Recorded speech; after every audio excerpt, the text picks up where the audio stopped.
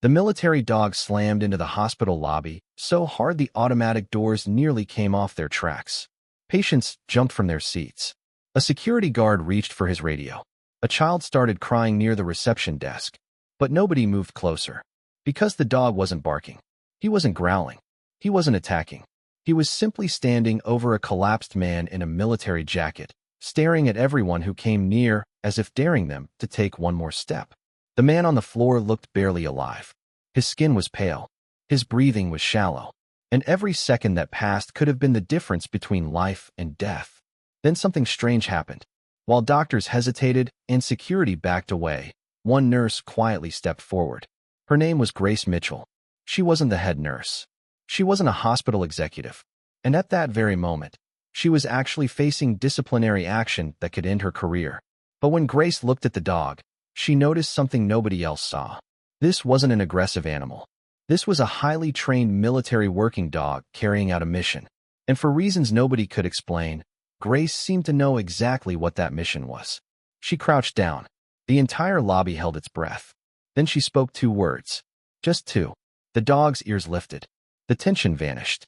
And the animal immediately stepped aside. What happened next shocked everyone inside St. Gabriel Regional Medical Center. The dying veteran wasn't a stranger. The dog wasn't there by accident. And the secrets hidden inside that hospital were far more dangerous than anyone could imagine. Before the night was over, federal investigators would arrive. Powerful people would begin to panic. Long-buried truths would start coming to light. And Grace would discover that one simple act of compassion was about to place her in the center of a story that would change countless lives forever. Because sometimes God works through ordinary people. Sometimes he sends help in ways nobody expects. And sometimes a loyal dog knows exactly where to go when the truth needs to be found. This is the story of Nurse Grace Mitchell, a military dog named Titan, and the extraordinary chain of events that began with Lexington, Kentucky, lay beneath a wet, gray afternoon, the hospital windows glowing against the rain like small lanterns in a tired city. Thunder rolled softly beyond the parking lot, and the air smelled of asphalt, antiseptic, and coming trouble. Grace Mitchell had learned long ago that hospitals never truly slept. They only changed voices. In the morning, St. Gabriel Regional Medical Center hummed with clipped instructions, rolling carts, ringing phones, and families trying to sound brave. By afternoon, the emergency department became something heavier, a living machine of pain, patience, and panic. And by evening, when the fluorescent lights seemed colder and every clock moved too slowly, the place became a test of what a person still had left inside them. Grace had worked in that basement-level emergency department for nearly 3 years, long enough to know which monitors lied, which residents panicked quietly, which doctors listened, and which administrators only came downstairs when they wanted someone to blame.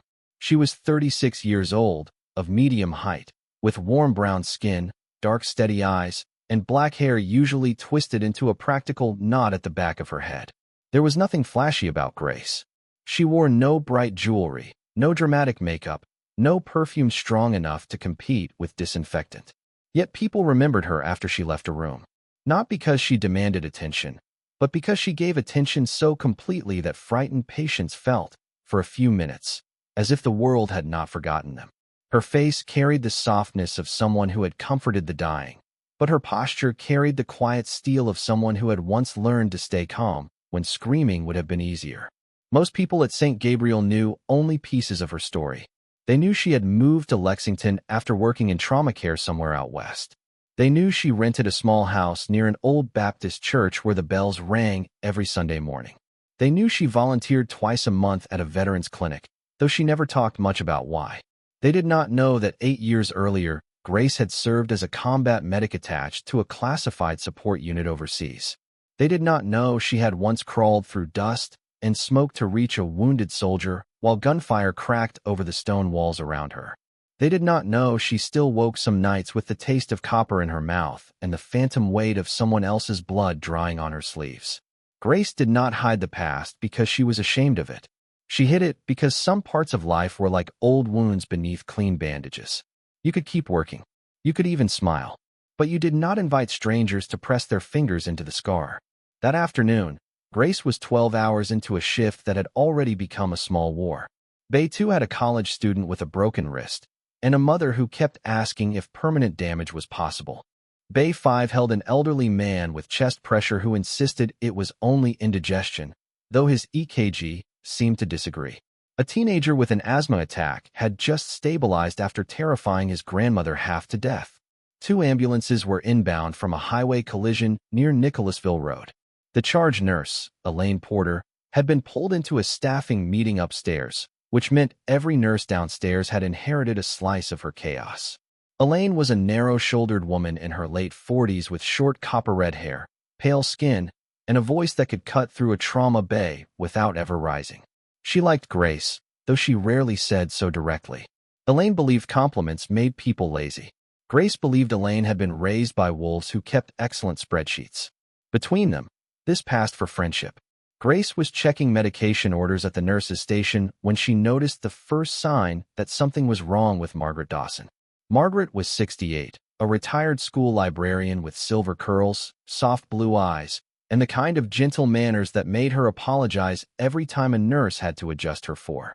She had come in earlier that day complaining of weakness, chills, and a urinary tract infection that had not improved with oral antibiotics. At first glance, she looked like dozens of patients Grace had seen before. Uncomfortable, dehydrated, frightened, but polite. But Grace had learned that the body often whispered before it screamed. Margaret's blood pressure had been drifting down. Her heart rate had crept upward. Her skin, when Grace touched her wrist, felt too warm and too dry. Her eyes had lost some of their focus, as if she were standing behind a fogged window inside herself. "Mrs. Dawson," Grace said gently, leaning close so the older woman did not have to work to hear her. "Do you know where you are right now?" Margaret blinked. "The library," she murmured, then frowned. No, that's not right. I'm sorry, dear." Grace's stomach tightened. Confusion, fever, dropping pressure, rising heart rate. A pattern was forming, and patterns mattered. Grace looked at the monitor again, then at the 4 fluids running too slowly to satisfy her concern. She stepped out of the bay and found Dr. Alan Pierce at the workstation. Pierce was a tall, thin emergency physician in his early 40s with sandy hair, tired green eyes, and a beard he kept neatly trimmed as if trying to prove that at least one part of his life remained under control. He was a good doctor when left alone, careful and thoughtful, but hospital politics made him shrink into himself. Grace had seen it many times. Some men grew loud under pressure. Alan Pierce grew smaller. "She needs a lactate and blood cultures now," Grace said. Dr. Pierce looked up from the screen. "Margaret Dawson?" "Yes. She's not just dehydrated. She's trending septic." He rubbed the bridge of his nose. "Her white count is elevated, but not dramatic. Her pressure is falling. Heart rate is up. She's newly confused. I was going to reassess after another leader." Grace kept her voice low. "By then we may be behind." Before Dr. Pierce could answer, a deeper voice cut into the space behind them. "Is there a problem here?" Richard Holloway had entered the emergency department without anyone announcing him, which was how he preferred it. He was 54, tall, broad through the chest, with expensive gray hair swept back from a square forehead, and a jaw shaved so clean it looked polished. He wore a navy suit that probably cost more than Grace's monthly rent, and his shoes had never known a hospital spill. Holloway was the executive director of St. Gabriel Regional Medical Center, though he carried himself more like a mayor visiting a poor neighborhood for cameras that had not yet arrived. His smile was practiced, his handshake firm, and his eyes rarely warmed with the rest of his face. Years earlier, according to hospital gossip, Holloway had been a brilliant young administrator who truly wanted to improve care. Then a malpractice scandal at another facility had nearly destroyed his career. He survived it by becoming careful, political, and allergic to anything that might create paperwork. Since then, he treated bad news the way some people treated infection: isolate it, suppress it, and deny it had spread. Dr. Pierce straightened slightly. "Mr. Holloway, we're discussing Mrs. Dawson in Bay 4. Holloway glanced toward the bay as if the patient were a scheduling inconvenience. "The family has already called administration twice.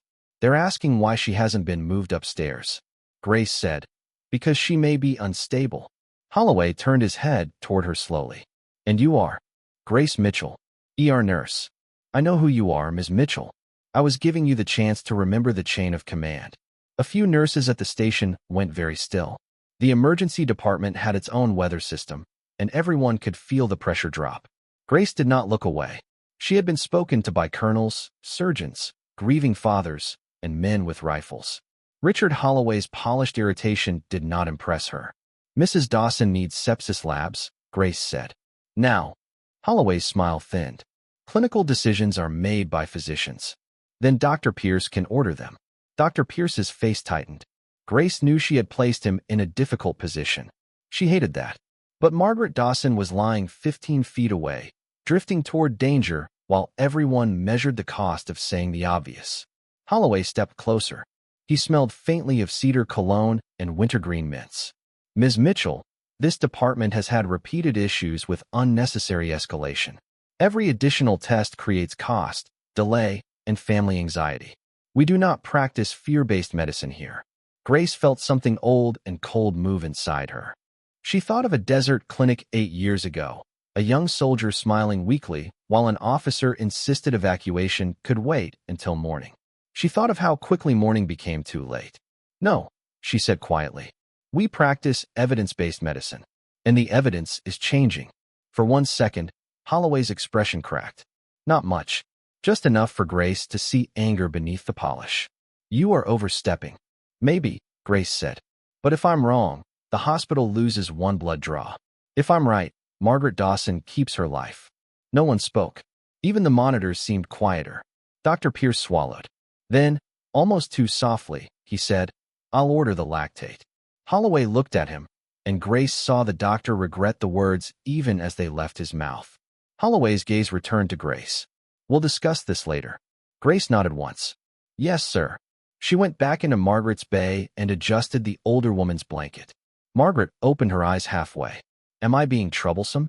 Grace smiled, though her chest still burned. "No, ma'am. You're being human. That's allowed here, despite what the furniture suggests."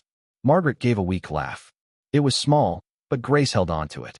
In the emergency department, small laughs were coins found in battlefield mud. You did not waste them. The lactate came back 40 minutes later. It was high, too high to ignore. Blood cultures were drawn, broad-spectrum antibiotics started, fluids increased, and Margaret Dawson was reclassified as a sepsis patient. Dr. Pierce did not meet Grace's eyes when he confirmed the treatment plan, but his voice was steady. That was enough. Margaret was moved toward critical care monitoring, and for a brief moment Grace allowed herself to believe that truth had won the hour. Then Elaine Porter found her near the supply room. Elaine's copper hair looked more disordered than usual, which meant the upstairs meeting had gone badly. She held a folded paper in one hand. "Grace." Grace looked at the paper. "That bad?" Elaine's mouth twitched without humor. "Depends. Do you enjoy administrative theater?" "Only when there's popcorn." Elaine did not laugh. That told Grace everything. The notice was formal, cold, and written in the language institutions used when they wanted cruelty to sound like procedure. Grace Mitchell was being removed from active emergency department rotation pending review for disruptive conduct, insubordination, and unauthorized interference in clinical decision-making. A meeting with Human Resources had been scheduled. Until then, she was to complete her current shift only in a limited support capacity. Grace read the page twice. The words did not surprise her, which somehow made them heavier. She had known there would be consequences. People like Holloway did not forgive public correction, especially when the correction saved a patient. Gratitude might have softened the story. Proof made it worse. Elaine folded her arms. "I told them this was ridiculous." Grace looked up. "You did. I used a more professional word."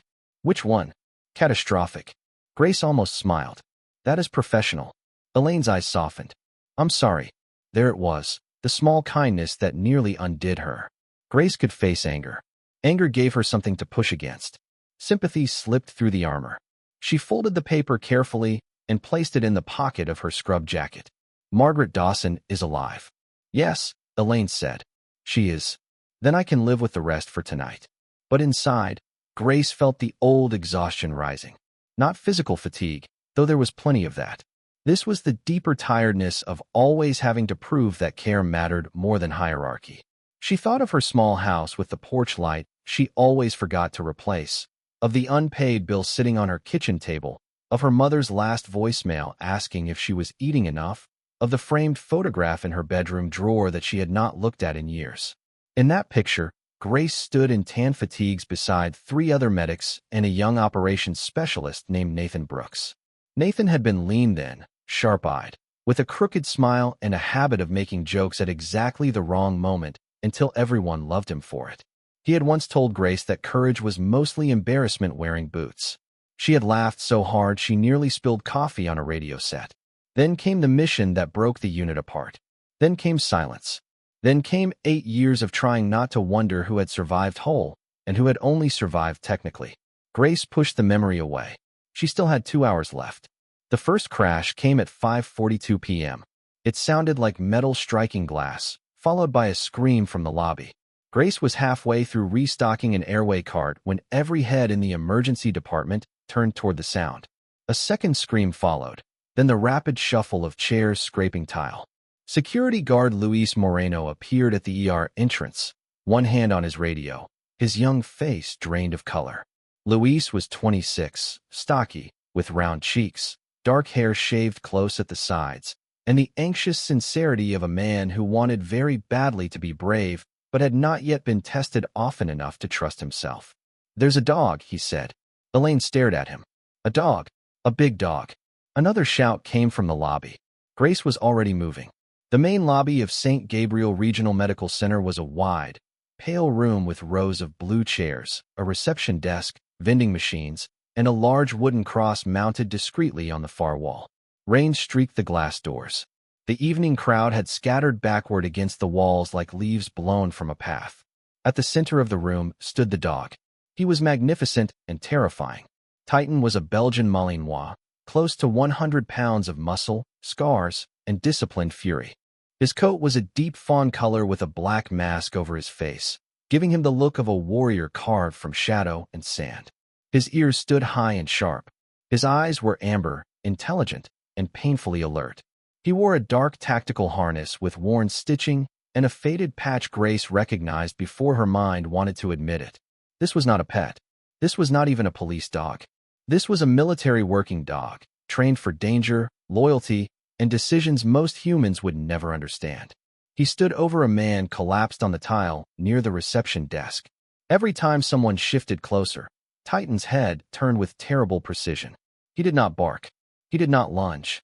That was the frightening part. He was not out of control. He was in control, and he had decided no one was getting near the man on the floor. The man was large-framed but gaunt, dressed in a dark military-style jacket, soaked at the shoulders from rain. His hair was longer than regulation, brown threaded with gray. A short beard covered his jaw, uneven and rough, as if grooming had become less important than survival. His skin was pale beneath the lobby lights, his lips slightly blue, his breathing shallow. One arm was wrapped in a stained bandage beneath his sleeve. Luis raised his radio. "Animal control is on the way." "No," Grace said. He looked at her. "Grace, he already snapped at Marcus from registration." Because Marcus moved straight toward the patient. "What are you going to do?" Grace did not answer. Her heartbeat had slowed in the strange way it sometimes did during emergencies, as if some hidden part of her had stepped forward and taken command. She approached at an angle, not directly. She lowered herself slightly, making her body smaller. She kept her hands visible. Titan's amber eyes locked onto her. The room held its breath. Grace saw the old training yard in her mind. Dust. Heat. A handler named Cole Ramirez showing her how not to challenge a working dog. Never rush. Never stare too hard. Respect the mission before asking for trust. She stopped 6 feet away. Titan's lips lifted just enough to show teeth. Grace whispered 2 words. Not loud. Not dramatic. Just 2 words in a command cadence she had not used in 8 years. Titan froze. His ears shifted forward. His body remained tense, but something changed behind his eyes. Recognition, not of her face, perhaps, but of a world he knew. A structure. A language. A memory of orders given by people who understood what he was. Grace repeated the command. For 3 seconds, nothing happened. Then Titan stepped back. A gasp moved through the lobby. Luis lowered his radio. Grace moved to the fallen man and pressed 2 fingers to his neck. Pulse fast and weak. Skin hot. Breathing too quick. Infection. Shock. Maybe both. "I need a gurney now," Grace said. Her voice cut through the room with such authority that no one remembered she had been placed on limited duty. Tell Dr. Pierce we have a possible septic veteran in the lobby, and nobody touches the dog unless I say so. Elaine appeared beside the entrance, took one look, and began issuing orders. That was Elaine's gift. She did not waste awe on miracles until after the patient was breathing. As the gurney arrived, Titan stayed close, watching every hand that touched the man. Grace kept speaking to him softly, not baby talk, not comfort exactly, but steady words meant to anchor him. Easy. Hold. Stay with me. The man groaned as they lifted him. His eyes opened for half a second. Gray eyes. Fever bright. Lost. Grace looked down at his face. The world narrowed. 8 years vanished. The beard was new. The lines around his mouth were deeper. His cheeks were hollow, and pain had weathered him in ways time alone could not. But she knew the shape of that brow. She knew the old scar cutting through the edge of his left eyebrow. She knew the man who had once joked under mortar fire that if heaven had a waiting room, he hoped the magazines were better than the ones in field hospitals. Nathan Brooks. Grace's hands did not stop working. She secured the oxygen mask. She checked the bandaged arm. She called out vitals as they rolled him toward the emergency department. But inside, something ancient and buried cracked open. Nathan Brooks was not supposed to be here. Nathan Brooks was part of the life Grace had sealed away with prayer, distance, and silence. And Titan, the dog who had guarded him like a soldier guarding the last gate of a fallen kingdom, walked beside Grace as if he had been sent to return her past by force. They pushed Nathan into Bay 7. Monitors came alive. Nurses moved. Dr. Pierce entered, pale but focused now that the crisis was undeniable. Elaine took over crowd control at the curtain. Louise stood outside, wide-eyed, whispering to another guard that Grace had spoken magic to the dog. In another life, Grace might have laughed. In this one, she hung fluids and looked at Nathan's infected arm. The wound was bad. The bandage smelled of old blood and infection. Redness had spread toward the elbow. His fever was high. His pressure was low. He needed antibiotics, cultures, imaging, and likely surgery. Grace worked with clean precision, but her mind trembled behind every movement. Nathan's eyelids fluttered. For a moment, his gaze wandered over the ceiling, the lights, the four-pole. Then it found her. Recognition moved across his face slowly, like dawn over a battlefield. "Grace," he rasped. She leaned closer, keeping her voice low enough that only he could hear. "Don't talk." His cracked lips almost formed a smile. "You always said that too late." Pain struck her so sharply she nearly looked away. Instead, she adjusted his foreline. "You're very sick." "Dog found you," he whispered. Grace glanced at Titan, who sat at the foot of the bed, regal and watchful, his amber eyes fixed on the room. "Yes," she said. "He did." Nathan's eyes closed again, but his hand shifted weakly toward hers. Grace did not take it. Not yet. There were too many people watching, too many questions gathering like storm clouds, too much blood and history between the present and the past. But as the rain beat softly against the hospital windows and the monitors counted Nathan Brooks's fragile heartbeat, Grace understood one thing with absolute certainty. This was not an accident. And whatever had followed Nathan into St. Gabriel Regional Medical Center had only just begun. The monitors in Bay 7 beeped with steady, mechanical determination, as if they alone refused to acknowledge how strange the evening had become. Grace Mitchell stood beside Nathan Brooks's bed, her hands occupied with adjusting in four-line that did not actually need adjustment. It was an old habit. Whenever emotions threatened to interfere with judgment, she gave her hands a task and let her mind catch up later. Nathan looked worse now that she had time to truly see him. 8 years ago, he had been lean, athletic, and impossibly energetic. At 31, he had possessed the careless confidence of a man who believed bad things happened to other people. The Nathan lying in front of her now looked older than 39. His face had become more angular. Fine lines surrounded his eyes. The beard covering his jaw failed to hide the exhaustion etched into his features. His skin carried the weathered texture of someone who had spent years outdoors. Yet despite everything, his gray eyes remained unchanged. Sharp, observant, always watching. The infection had weakened his body, but not his instincts. Titan sat near the corner of the room, his amber eyes tracking every movement. The Belgian Malinois seemed perfectly still, yet Grace knew better. Dogs like Titan never truly relaxed. They simply entered different levels of readiness. His powerful shoulders remained squared. His ears rotated toward every sound. Even while sitting, he projected enough authority to make passing staff unconsciously keep their distance. Nathan followed Grace's gaze. He got bigger, Nathan said weakly. Grace glanced at the dog. He looks like he eats small trucks for breakfast. A faint smile touched Nathan's lips. Only on weekends. For a moment, the years disappeared. For a moment, they were back in another life, sharing bad jokes during long nights neither of them expected to survive. Then Nathan winced. The movement sent pain through his infected arm. Grace immediately stepped closer. Stop trying to be funny. It's one of my few remaining talents. You're septic. I noticed. Your blood pressure is unstable. I noticed that too. Grace folded her arms. Nathan sighed. Okay, I'll stop talking. Good. 3 seconds passed. Nathan looked at her. You got older. Grace rolled her eyes. So did you. No. I got wrecked. You got older. Despite herself, she laughed. Titan tilted his head. The dog appeared genuinely confused by human behavior. The laugh vanished as quickly as it had come. Silence settled between them. Not an uncomfortable silence. Something heavier. Two people staring across 8 years of unanswered questions. Nathan spoke first. I heard you left. Grace looked away. I did. Nobody knew where. That was intentional.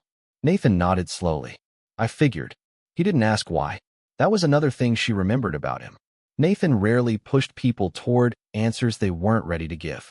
Unfortunately, tonight neither of them had the luxury of avoiding difficult conversations. Grace lowered her voice.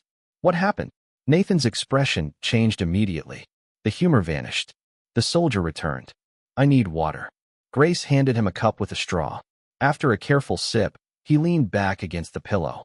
This isn't an accident. She already knew that. Still, hearing him say it made something cold settle inside her chest. Nathan looked toward the curtain. No one's listening. Not unless they enjoy being bitten. Titan blinked slowly. Nathan nodded. Fair point. He drew a slow breath. For the past 10 months, I've been investigating a healthcare fraud network. Grace frowned. Federal? Unofficially. Meaning? It means the people I trusted stopped being trustworthy. That answer explained very little. It also explained enough. Nathan continued. The network operates through hospitals, clinics, pharmaceutical distributors, and medical transport systems. Grace listened carefully. Years of emergency medicine had taught her how to hear what people weren't saying. Nathan wasn't telling her everything. He couldn't. Not yet. But he wasn't lying. The money involved? She asked. Hundreds of millions. Grace stared at him. That's impossible. I wish it was. The room felt smaller. Outside Bay 7, normal hospital life continued. Phones rang. Wheels rolled across tile. Someone laughed at a nurse's station. The ordinary world continued moving while a very different conversation unfolded inside a curtained room. Nathan closed his eyes briefly. When I started following the trail, everything pointed toward administrative manipulation. Insurance fraud? Initially. And now? Nathan opened his eyes. Now I think it's much bigger. Grace felt her pulse quicken. Nathan wasn't prone to exaggeration. If he sounded worried, there was a reason. What does any of that have to do with Lexington? Nathan looked directly at her. Because the trail led here. The answer landed heavily. Grace looked toward the hallway. Toward the emergency department she had worked in for nearly 3 years. Toward the people she knew. The patients she cared for.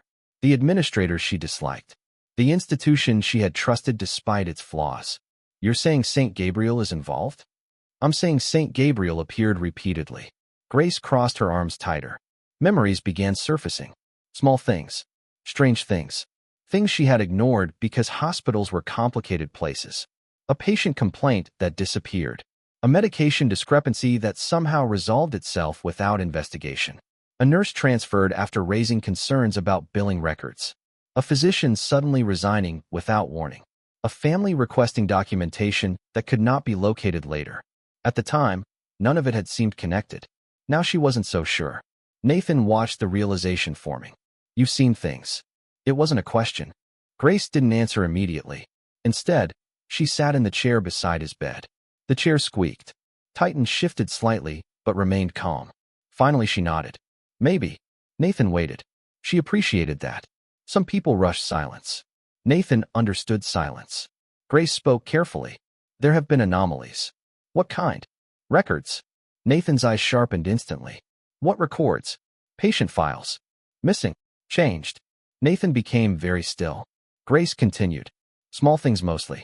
Medication timestamps. Consultation notes. Signatures that appeared later. How often? Enough that I noticed.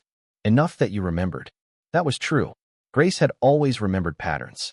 It was one of the reasons she had survived military medicine. The human brain excelled at forgetting. Grace's brain excelled at connecting. Nathan nodded slowly. You documented any of it? The question surprised her. She hesitated. Then she answered honestly. Some. Nathan actually smiled. There she is. Grace frowned. What? The medic. She looked away. Nathan continued. The one who always wrote everything down. The memory hit unexpectedly. A desert compound. A folding table. Stacks of handwritten notes. Nathan making fun of her because she documented everything. She had told him documentation saved lives. Nathan had said documentation got people promoted. Both had turned out to be true. I kept personal notes, Grace admitted. How many? A lot. Nathan's smile disappeared. Good. The word unsettled her. Good? Nothing about this felt good. Nathan noticed her expression. You don't understand. Then explain. His eyes drifted briefly toward the ceiling. I'm not the first person to investigate this. Grace froze.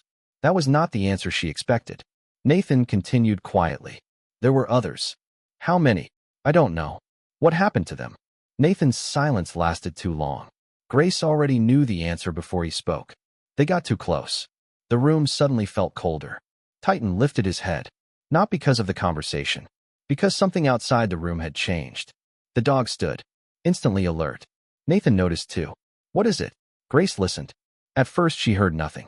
Then she heard it. Not a sound exactly. More a change in atmosphere. The subtle shift that occurs when important people arrive somewhere unexpectedly. Voices outside became quieter. Footsteps more deliberate. The energy in the hallway changed. Titan walked toward the curtain. His ears pointed forward. Nathan swore softly. Grace stood. What? Nathan looked toward the window. Toward the parking lot beyond the rain-streaked glass. Tell me something. What? How many black SUVs are outside? Grace frowned. Then she crossed to the narrow window. Rain blurred much of the view, but she could still see the parking lot. And she immediately understood why Nathan had asked. For dark SUVs had parked near the edge of the lot. Not patient parking. Not visitor parking. Positioned strategically. Deliberately. Waiting. Grace's stomach tightened. Government vehicles. She had seen enough of them during her military years to recognize the pattern. Nathan watched her face. How many? 4. Nathan closed his eyes. For the first time since she had seen him, genuine concern appeared. Not fear. Something more dangerous. Calculation. What does that mean? Grace asked. Nathan was silent. Then he opened his eyes again. We don't have much time. The answer annoyed her. Stop talking like a movie. I'm serious. So am I. Nathan struggled slightly. Grace immediately pushed him back against the pillow. Stay down. He ignored her. We need paper. What? Paper. Grace grabbed a chart clipboard from nearby. Nathan took the pen. His hand shook. Whether from fever, exhaustion, or urgency, she couldn't tell. He wrote carefully, slowly, deliberately. Then he folded the paper. Read it after I tell you. Grace stared at him. Nathan. Promise. She hated promises, especially when they sounded like warnings. Still, she nodded. Nathan handed her the folded paper. The weight felt absurdly heavy for something so small. Then he spoke. The person I was tracking. Grace waited. Nathan lowered his voice. Works here. Every muscle in her body tightened. In this hospital? Yes. Doctor? No. Administration? Nathan didn't answer. The silence itself became an answer. Grace looked at the folded paper in her hand. Suddenly, she wasn't sure she wanted to open it. Because once she did, things would change. Some knowledge altered everything around it. Nathan seemed to understand exactly what she was thinking. His expression softened. You always hated this part. What part? The moment before. Grace almost laughed. Because he was right. She had always hated uncertainty more than danger. Danger could be managed. Uncertainty spread. Nathan nodded toward the paper. The answer is there. Titan remained standing near the curtain. Watching. Waiting. The same way soldiers waited before a door opened. The same way storms waited before breaking. Outside, rain continued falling across Lexington. Inside St. Gabriel Regional Medical Center, Grace unfolded the paper. Her eyes moved across the name, and the world seemed to stop. Because she knew that name. Not from St. Gabriel. Not from Lexington. From somewhere else. Somewhere buried deep in a part of her past she had spent 8 years trying to forget. The memory hit her like ice water. A classified briefing room. A photograph projected onto a wall. A warning spoken by someone who later disappeared from public records entirely. Grace stared at the name. Then she looked back at Nathan. And for the first time that night, she understood. This wasn't a hospital problem. It wasn't a fraud investigation. It wasn't even a criminal enterprise. It was something much larger. Something that had been growing quietly for years. And outside, in the darkness beyond the parking lot, the 4 federal SUVs continued waiting. Grace stared at the name on the folded paper for several long seconds. The sounds of the emergency department seemed distant now, as though someone had lowered the volume of the entire world. Her fingers tightened around the page. Impossible. That was her first thought. Not surprise. Not confusion. Impossible. Because the name written in Nathan's shaky handwriting belonged to someone she had encountered 8 years ago during the final months of her military service. Back then, the name had surfaced only briefly during a classified briefing following an operation that officially never happened. Grace remembered a dim conference room inside a government facility in Virginia. She remembered a projector illuminating a wall covered with photographs and organizational charts. Most importantly, she remembered the warning delivered by a senior intelligence officer. If this name ever appears again, the officer had said, someone much larger than you has already made serious mistakes. At the time, Grace had not fully understood what that meant. Now she did, and she didn't like it. Nathan watched her reaction carefully. You recognize it. It wasn't a question. Grace slowly folded the paper again. Yes. Nathan closed his eyes briefly. I was afraid of that. You have no idea what you're involved in. Nathan almost laughed. That's funny coming from you. Grace looked away. Unfortunately, he wasn't wrong. Neither of them had ever been very good at avoiding danger. The curtain shifted slightly. Titan remained alert near the entrance. The dog hadn't barked once since entering the hospital. That alone told Grace how serious the situation might be. Working dogs barked when they wanted attention.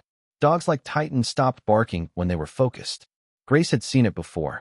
The memory surfaced without permission. Afghanistan. A compound surrounded by stone walls.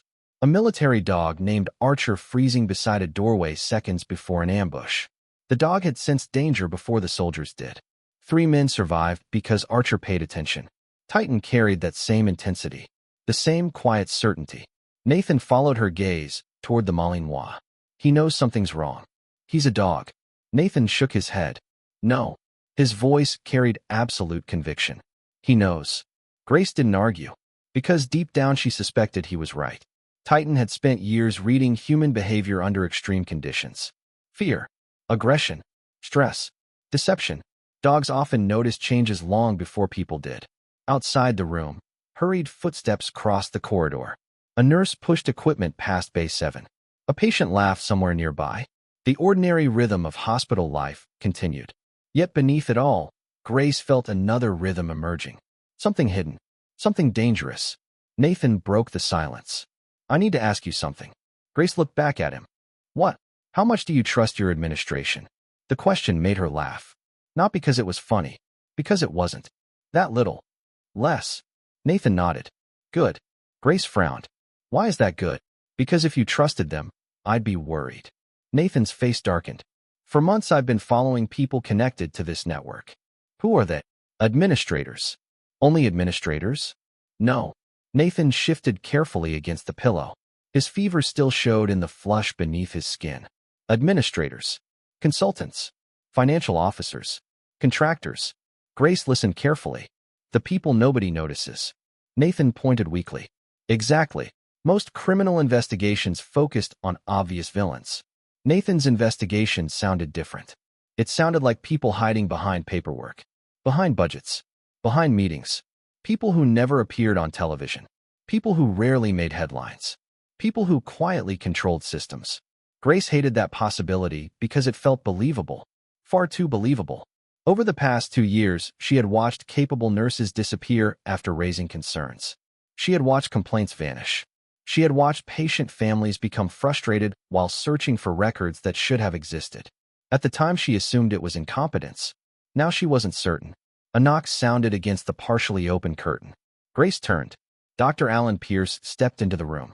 The physician looked even more exhausted than before. His green eyes carried the strained appearance of a man trapped between competing loyalties. He glanced toward Nathan, then toward Grace, then toward Titan. The dog watched him closely. Alan wisely remained where he was. "How's our patient?" Nathan answered before Grace could. "Handsome." Dr. Pierce sighed. "That's not a medical condition." "It should be." Grace rolled her eyes. Some things apparently survived septic shock. Nathan's terrible humor was one of them. Dr. Pierce checked the chart. "Blood cultures are pending." Nathan nodded. "How bad?" "The infection is serious." Nathan nodded again. No fear. No panic. Only acceptance. Grace had forgotten how much she hated that about soldiers. Most civilians became frightened when doctors discussed risk. Veterans often became calm. They had already made peace with uncertainty years earlier. Dr. Pierce finished reviewing the monitor. Then he looked at Grace. Something about his expression felt different. More cautious. "Can I speak with you outside?" Grace immediately knew she wasn't going to like the conversation. Still, she followed him. The curtain closed behind them. Titan remained inside with Nathan. The hallway felt brighter after the dimness of Base 7. Dr. Pierce lowered his voice. "Richard Holloway has been asking about you." Grace sighed. "Of course he has." Repeatedly. That was less encouraging. Dr. Pierce rubbed his forehead. "Apparently he's unhappy you're still involved with patient care." Grace crossed her arms. "The patient would have died in the lobby." "I know. He knows that too." Dr. Pierce didn't disagree. That told Grace everything. "What does he want?" "Meeting tomorrow morning." Grace laughed softly. "That's optimistic." "Grace, I'm serious." Dr. Pierce glanced around before continuing. "There are rumors." "What kind of rumors?" "Federal." Grace's heartbeat slowed. Not faster. Slower. The way it always did before serious situations. "What rumors?" "People have seen vehicles outside." Grace looked toward the distant lobby windows. Rain still covered the glass. The SUVs remained where they were. Waiting. Watching. Dr. Pierce followed her gaze. "You know something?" Grace met his eyes. "No." Technically true. She knew pieces, not answers. The physician studied her face. Then unexpectedly he said, "Be careful." Grace blinked. The warning surprised her. Dr. Pierce looked away. "My father worked for a hospital system in Ohio." Grace waited. The physician rarely discussed personal matters. He found financial irregularities. Grace's stomach tightened. "What happened?" "He lost his job." Dr. Pierce swallowed. "Then his medical license." A pause. "Then his reputation." The words landed heavily. Grace suddenly understood something important about Alan Pierce. His caution wasn't weakness. It was damage. There was a difference. People often confuse the two. Years earlier, his father had tried to challenge something powerful and paid dearly for it. The experience had taught Alan a lesson. Stay quiet. Stay safe. Stay employed. Grace couldn't entirely blame him. Not everyone survived confrontation. "Thank you," she said quietly. Dr. Pierce nodded. Then he walked away. Grace stood alone in the corridor for several seconds. The emergency department continued moving around her. Monitors. Conversations. Stretchers. Life. Death. Ordinary hospital chaos. And beneath it all, invisible currents she was only beginning to understand. Her phone vibrated. Unknown number. Grace hesitated, then answered. "Hello." A female voice responded immediately. Grace Mitchell. The voice sounded calm. Professional. Controlled. "Who's asking?" A brief pause. "My name is Rebecca Hayes." Grace had never heard the name. Yet something about the voice immediately commanded attention. Rebecca continued. "I'm calling because someone asked me to watch over you if circumstances became complicated." Grace's pulse quickened. "What circumstances?" "Current ones." Grace moved toward an empty corner near a supply room. "Who gave you my number?" Another pause. Longer this time. "Nathan Brooks." Grace looked toward Bay 7. "He didn't have my number. He had ways of finding it." That sounded exactly like Nathan. Rebecca continued. "If federal agents arrive, cooperate." Grace froze. "What?" "If they ask questions, answer carefully." "Who are you?" Silence. Then, "A friend." Grace almost hung up. People who described themselves as friends without explanation rarely were. Yet something stopped her. Perhaps the certainty in Rebecca's voice. Perhaps instinct. What aren't you telling me? Rebecca answered immediately. That depends. On what? Whether you're ready to know. The line went dead. Grace stared at her phone. The conversation had lasted less than 2 minutes.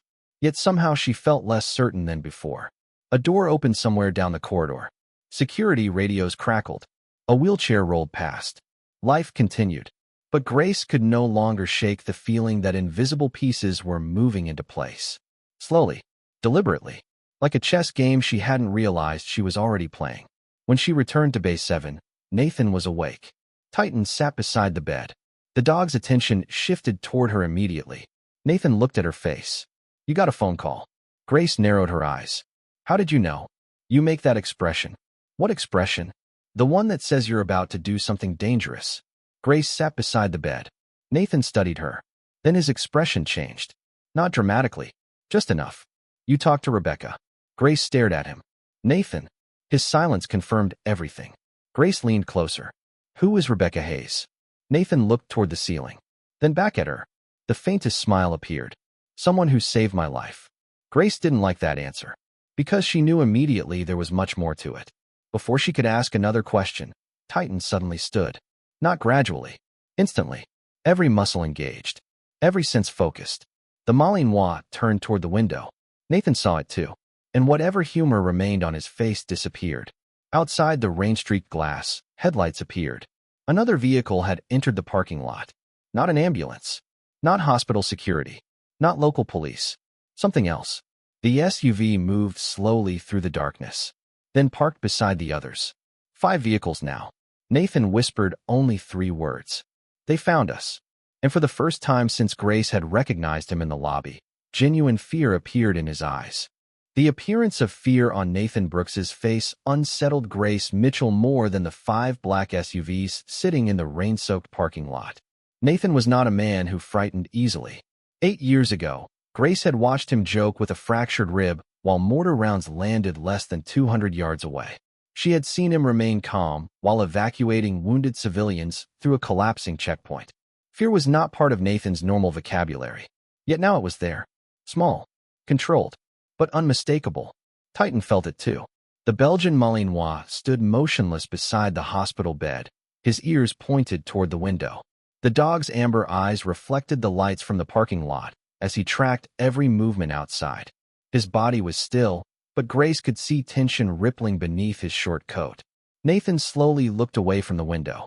How long have those vehicles been there? Grace crossed her arms. The first 4 arrived maybe an hour ago. Nathan nodded. And the 5th? Just now. His jaw tightened. Grace had known him long enough to recognize when he was calculating possibilities. What aren't you telling me? Nathan remained silent. The silence lasted too long. Ray. The nickname slipped out before she realized it.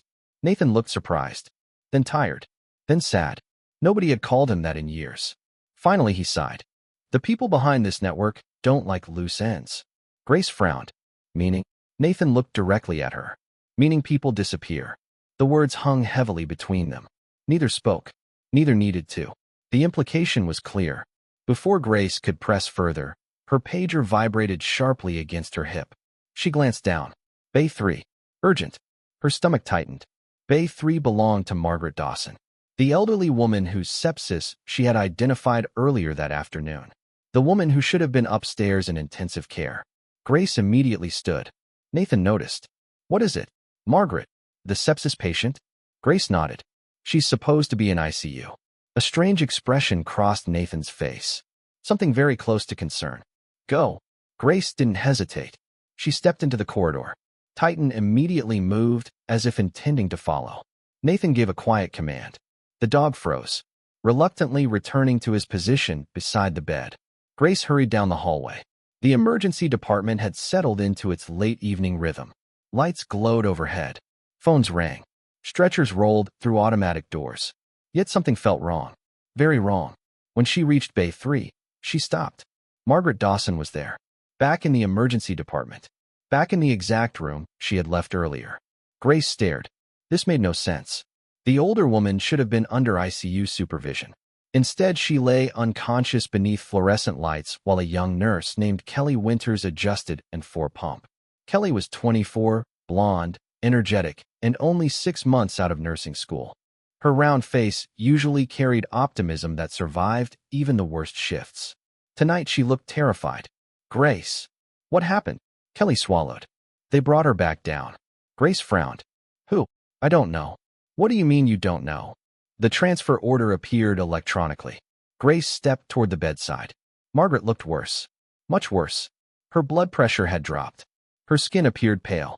Her breathing seemed shallow. Something had changed. Something bad. Grace grabbed the chart tablet mounted beside the bed. The transfer record appeared. ICU to ER. Authorized 23 minutes earlier. Attending physician listed. Dr. Alan Pierce. Grace stared. Impossible. Alan would never authorize this. Not with Margaret's condition. She immediately called his extension. 3 rings. Then his voice answered. Pierce. Did you transfer Margaret Dawson back to the ER? Silence. Then. What? Grace's stomach dropped. She's here. Another silence. Longer. I didn't authorize that. Grace closed her eyes. There it was. Confirmation. Something was wrong. Very wrong. Alan's voice returned. Grace. I'm here. Pull the chart. I already did. Check medication updates. Grace immediately opened the medication record. The screen loaded. Then her blood ran cold. A new medication had been added 40 minutes earlier. Furosemide. A powerful diuretic. Grace stared at the dosage. Then stared again. No. Kelly looked confused. What? Grace pointed at the screen. Kelly's face drained of color. Oh my God. A septic patient already struggling with low blood pressure should never receive that amount. Never. The medication would remove fluid, reduce blood volume, worsen shock, potentially kill her. Grace immediately checked the 4 lines. 2 were running. The primary antibiotic line and a secondary infusion. The secondary bag contained the medication. Already half empty. Someone had started it. Someone had signed for it. Someone had entered it into the system. Grace immediately clamped the line. Kelly stepped back. Was it given? I don't know. Grace inspected the pump history. The answer appeared seconds later. Yes. The medication had been running for 21 minutes. 21 minutes. Long enough to cause serious damage. Not long enough to be irreversible. Yet, Grace immediately began issuing orders. Open normal saline. Kelly moved. Call Dr. Pierce. Already dialing. Call ICU. Kelly nodded. Grace leaned over Margaret. Come on. The older woman didn't respond. Grace checked her pulse. Rapid. Weak. Unstable. But present. For now. As she worked, another thought surfaced. This wasn't random. Mistakes happened. Hospitals were messy places. People made errors. But this? A suspicious transfer. A dangerous medication. A falsified authorization. Everything occurring hours after Nathan's arrival. No. This wasn't incompetence. This was intent. Grace felt a familiar sensation settle into her chest. The same sensation she had experienced years ago before dangerous operations. The moment when instinct finally stopped debating and reached a conclusion. Someone was covering something. Or someone. She reached into her pocket and pulled out her phone. 3 quick photographs. The chart. The medication order. The 4 bag. Then several more. The timestamps. The signatures. The transfer authorization. Everything. Grace had learned long ago that evidence disappeared. Photos didn't. Dr. Pierce arrived 6 minutes later. His face looked furious. Grace rarely saw that emotion on him. The normally cautious physician strode into Bay 3 and immediately examined the records. Then examined them again. His jaw clenched. I never signed this. I know. Someone used my credentials. Grace nodded. Alan looked toward Margaret. Then toward the medication. Then back toward Grace. Understanding slowly appeared. You think this was deliberate? Grace met his eyes. Don't you? Neither spoke. Because both already knew the answer. A new voice interrupted them. Excuse me. Everyone turned. A man stood near the curtain. Grace had never seen him before. He was tall. Approximately 45. Lean rather than muscular. Dark brown hair trimmed close. Clean shaven. Sharp cheekbones. Steel gray eyes. The kind of face that looked ordinary until you realized how carefully it observed everything around it. He wore a dark jacket and plain clothes. Nothing flashy. Nothing memorable.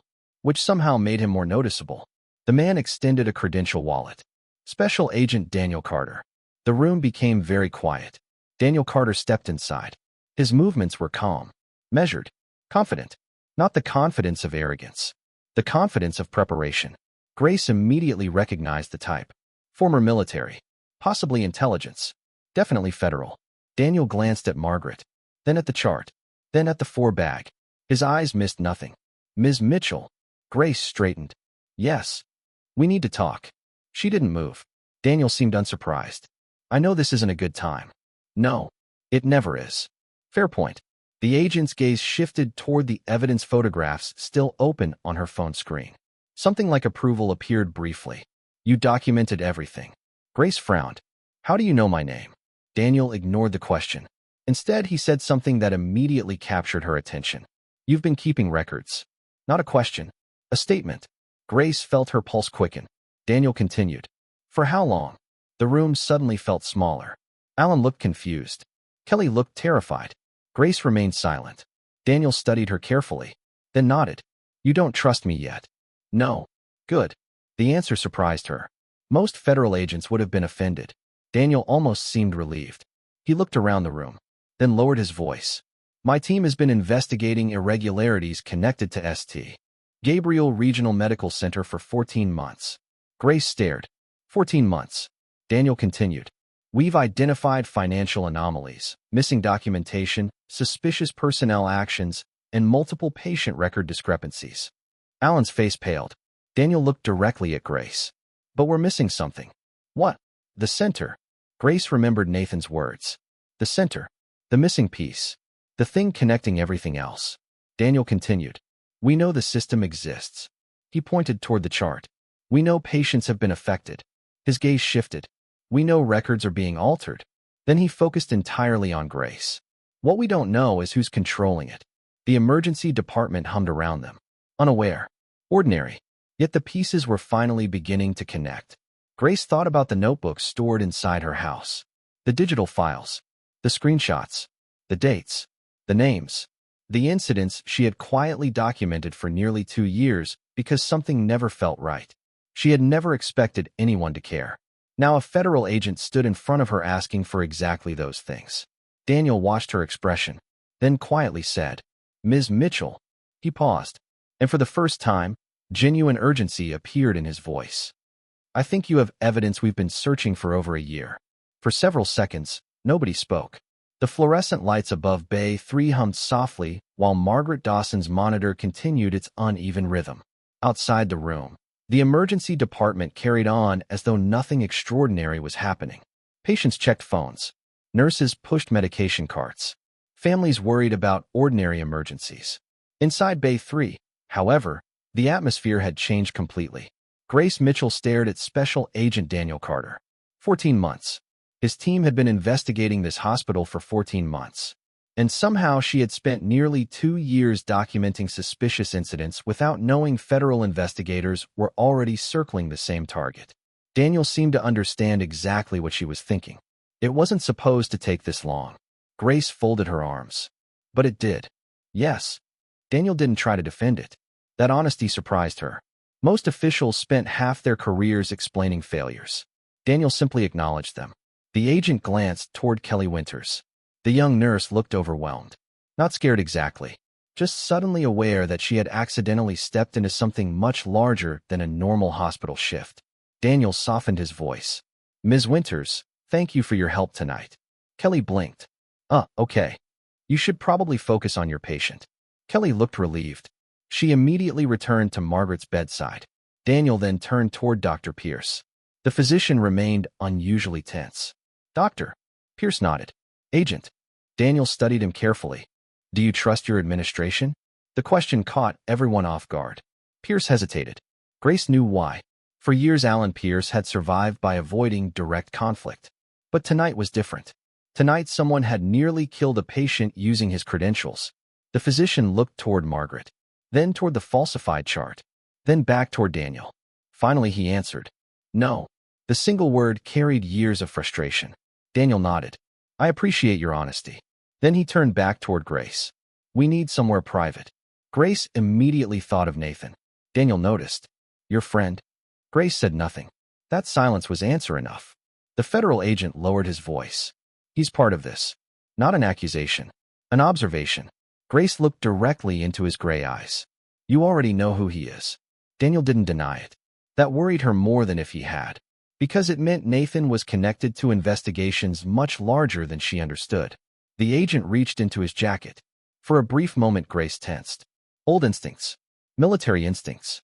Daniel pulled out a photograph. Nothing threatening. Just paper. He handed it to her. Grace looked down. The image showed a man approximately 60 years old. Silver hair. Sharp jaw. Expensive suit. Cold eyes. Something about him immediately felt wrong.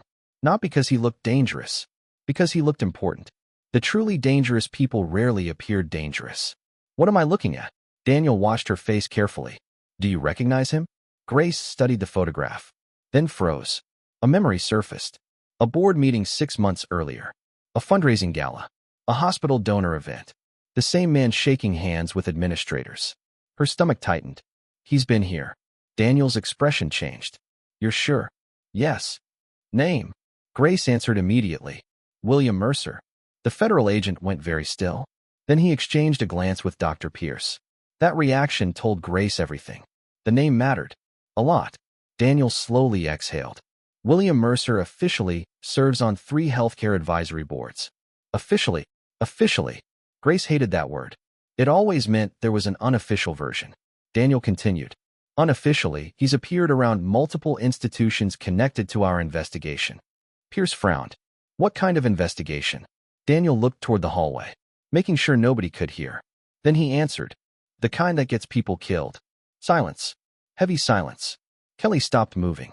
Even she understood the significance of those words. Grace looked at Margaret, then at the altered chart, then at Daniel.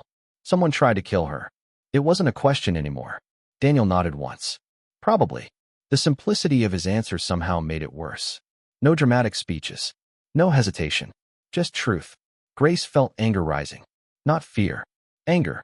Someone had used a sick, elderly woman as a tool. A disposable piece in a larger game. People like that always made her angry. Daniel seemed to recognize it. Control it. Grace looked at him sharply. What? The anger. His voice remained calm. You're going to need a clear head. She hated when people gave good advice. Especially strangers. Daniel's phone suddenly vibrated. The agent stepped aside and answered. His expression changed almost immediately. Not dramatically, but enough. Something new had happened. When the call ended, Daniel looked directly at Grace. We have a problem. Grace almost laughed. A new one? Yes. That answer was somehow worse. The agent lowered his voice. One of our surveillance teams just reported unusual movement on the 4th floor. Grace's eyes narrowed. Administration. Richard Holloway's territory. What kind of movement? People leaving offices. That's normal. Not carrying boxes. Grace felt her stomach tighten. Records. Documents. Evidence. Someone was cleaning house. Daniel clearly reached the same conclusion. They know we're here. Pierce swore quietly. The physician rarely swore. That alone showed how serious the situation had become. Daniel looked at Grace. How much documentation do you have? The question finally arrived. The important question. Grace hesitated, then answered honestly. A lot. Define a lot. 2 years. The federal agent blinked. Even he hadn't expected that answer. Grace continued. I started keeping notes after the 3rd incident. What incident? The first patient record that changed after I documented it. Daniel nodded slowly. And after that, I kept everything. The room grew very quiet. Grace suddenly felt exposed, like she was revealing something deeply personal. Because she was. Those records weren't just evidence. They represented 2 years of doubt. 2 years of noticing things nobody wanted noticed. 2 years of wondering whether she was imagining patterns that didn't exist. Daniel spoke carefully. Where are they? Safe. Physical copies? Some. Digital. Most. The agent nodded. Good. Very good. Almost too good.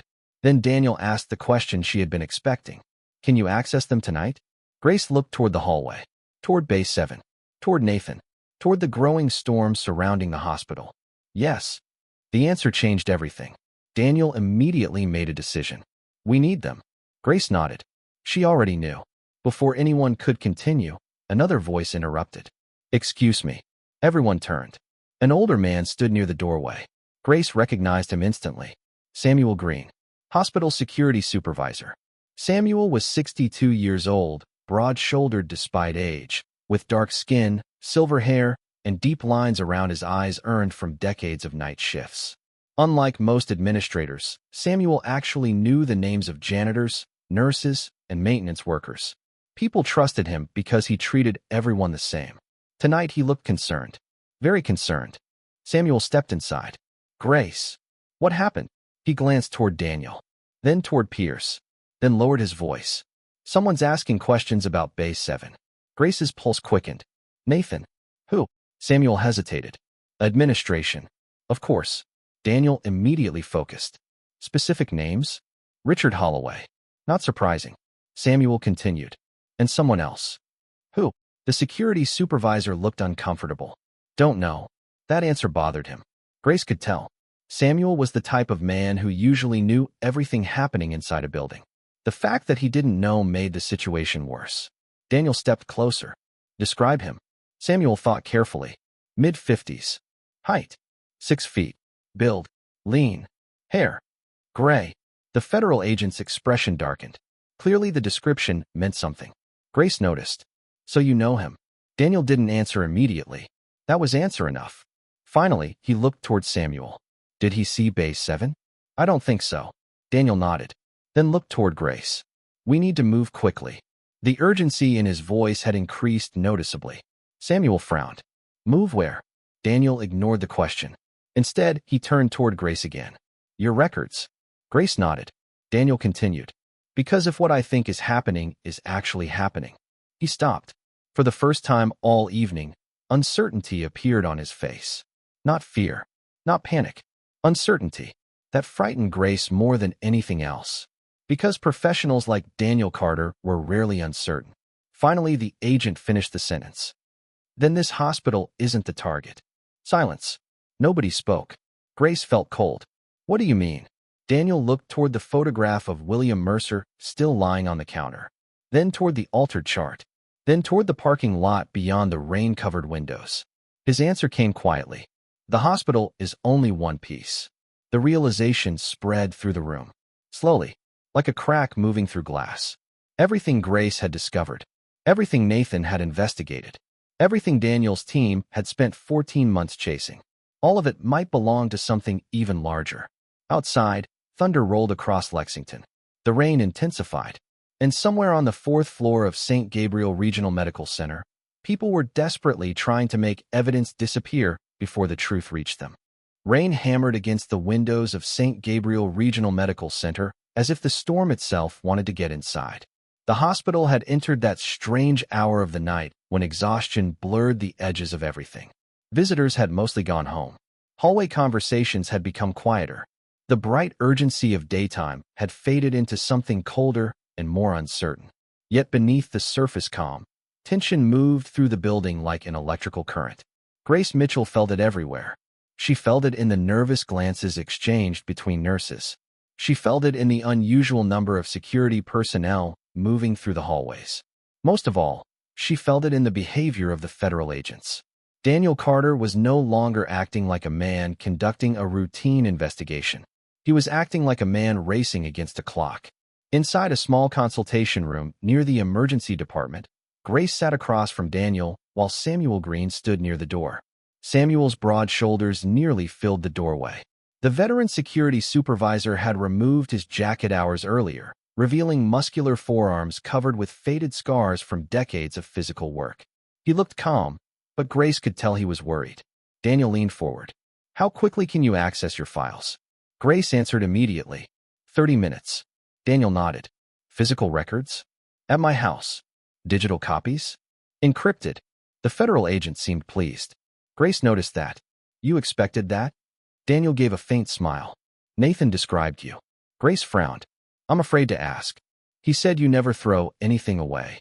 Samuel chuckled. For once that's probably useful. Grace ignored both of them. Daniel slid a legal pad across the table. We need everything. Everything. Everything. The seriousness in his voice removed any temptation to argue.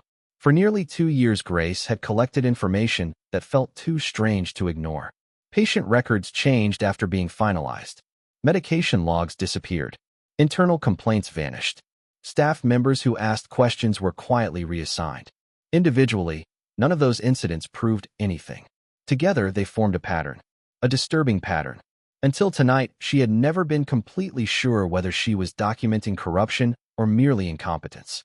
Now that uncertainty was gone, a knock interrupted the conversation. 3 quick taps. Samuel immediately opened the door. Kelly Winters stood outside. The young nurse looked pale. Grace. What happened? Nathan. Every muscle in Grace's body tightened. Kelly continued. Something's wrong. Grace was already moving. Daniel and Samuel followed. The walk to Bay 7 took less than a minute.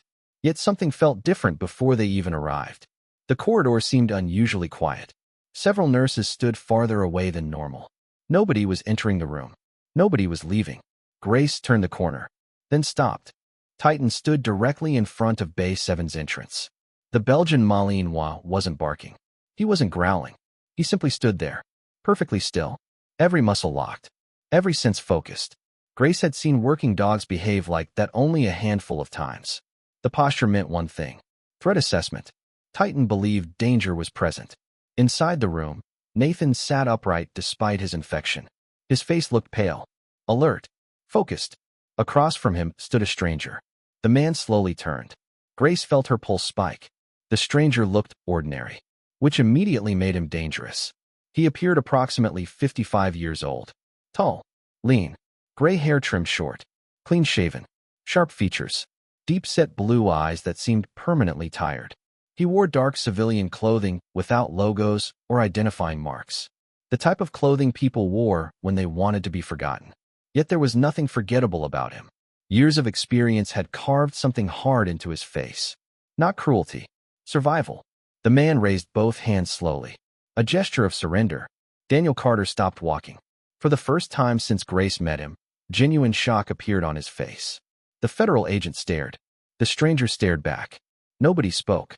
Finally, Daniel whispered, "Victor Kane." The name seemed to drain color from the room. Nathan closed his eyes briefly, as if he had expected this moment. Victor Kane gave a tired smile. "Hello, Daniel." Nobody moved. Titan remained between Victor and Nathan. The dog's amber eyes never left the stranger. Grace noticed something unusual. Titan wasn't reacting aggressively. He wasn't preparing to attack. Instead, he seemed uncertain, as though he recognized Victor. That realization sent another chill through her. Daniel stepped forward. Slowly, carefully. "You're supposed to be dead." Victor laughed quietly. It wasn't a happy sound. "I've heard that before." Grace looked between them. "What is going on?" Nobody answered immediately. Victor finally lowered himself into a chair. His movements were slow, controlled. A man conserving energy. He looked older up close. The lines around his eyes seemed carved by years of stress. Several small scars crossed his hands. One disappeared beneath his sleeve. Former military, or something close to it. Daniel never took his eyes off him. "How did you get here?" Victor shrugged. "I walked." Daniel looked unimpressed. "Try again." A flicker of amusement crossed Victor's face, then disappeared. "I'm here to surrender." Silence followed. Complete silence. Grace blinked. Samuel frowned. Even Nathan looked surprised. Daniel's expression hardened. "Surrender?" "Yes." "After 14 months?" Victor nodded. Better late than never. Daniel's jaw tightened. Grace could practically see the federal agent fighting frustration. Victor continued. "I know what you're thinking." "No." Daniel's voice was cold. "You don't." Victor sighed. "Fair enough." Nathan finally spoke.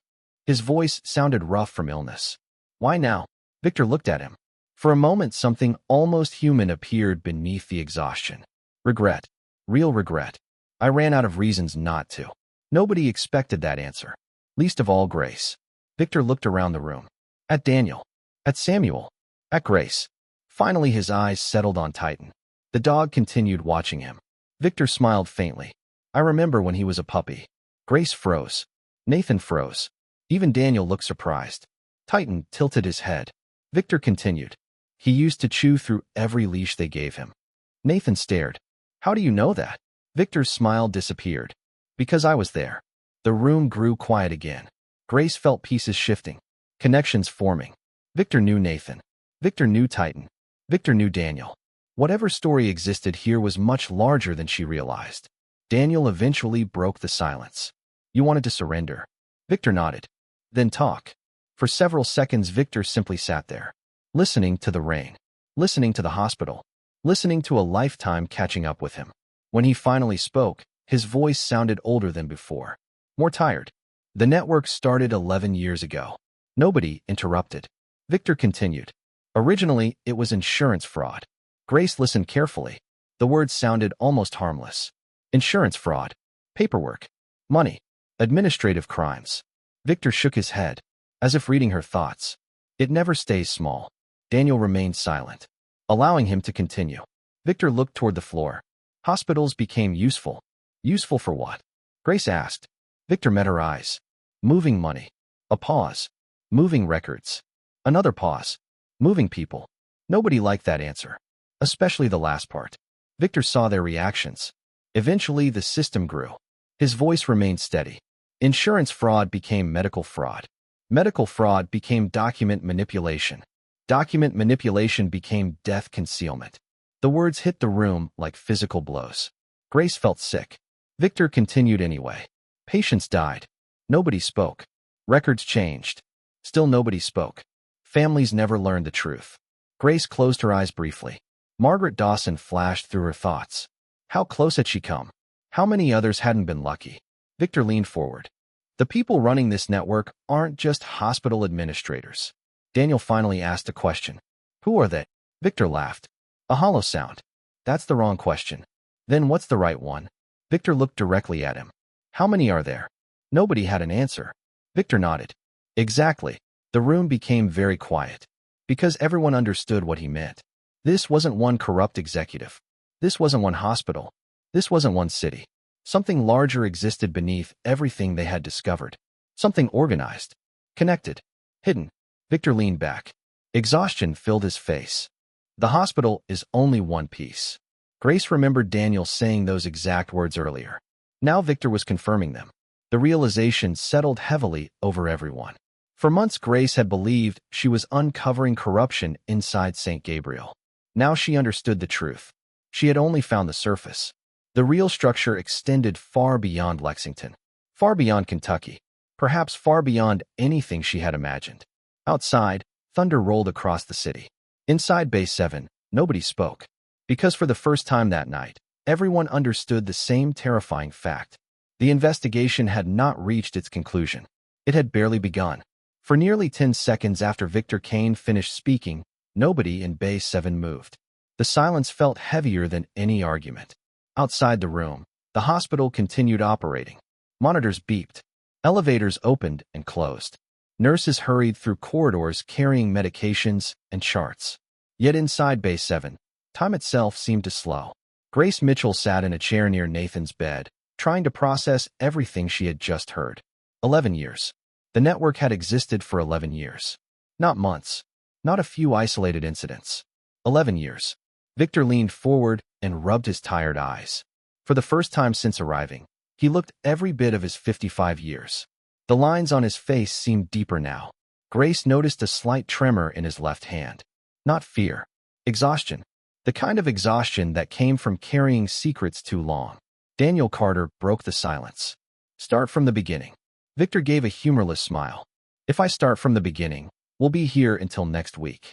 Then start where it matters. Victor nodded slowly.